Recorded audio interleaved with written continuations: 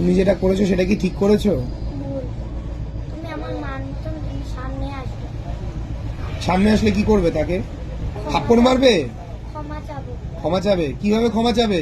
পা ধরে, যে আমার ভুল হয়ে গেছে, আমি আর কখনো করবো না, তুমি আমাকে ক্ষমা করে দাও। এটা বলবে?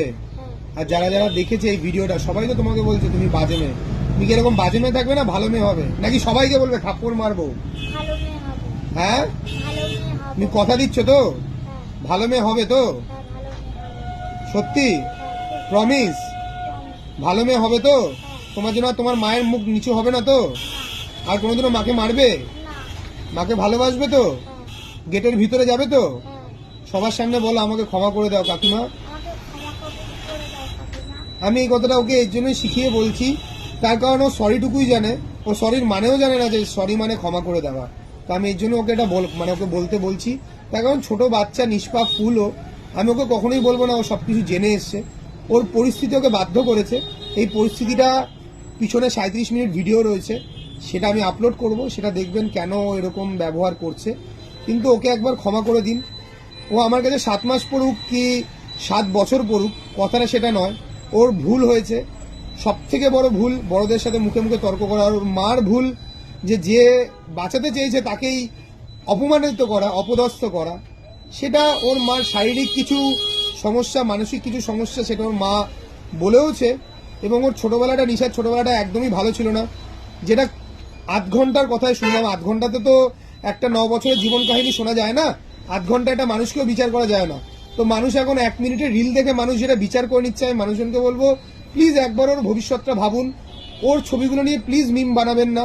আপনাদের কাছে আমি জোর হাতে ক্ষমা চাইছি, ওর হয়ে আমি ক্ষমা চাইছি আপনাদের কাছে। আপনারা যারা যারা ডাকবেন আমাকে, আমি সবার কাছে গিয়ে দুয়ারে দুয়ারে গিয়ে ক্ষমা চেয়ে আসবো। কিন্তু ওকে ক্ষমা করে দিন। আমি ওর স্যার, ও আমার কাছে 7 মাস পড়ুক কি 6 মাস পড়ুক, হাতের একটা আঙুল নষ্ট হলে যেরকম তাকে কেটে বাদ দেওয়া যায় না, সেরকমই একটা মেয়ে, সে তার মানসিক পরিস্থিতির জন্য কিংবা তার সাংসারিক পরিস্থিতির জন্য তার ব্যবহার খারাপ হয়েছে, তার জন্য তাকে পাঠশালা থেকেও বাদ দিয়ে দেওয়া যায় না। তাকে আমি বাদ দিতে কখনোই পারবো না। তো আমি যেরকম ওর স্যার, ওর গার্জিয়ান, ওর অভিভাবক, 7 মাসের জন্য 7 মাসের অভিভাবকত্ব হলেও 7 মাসেরই ওর অভিভাবক।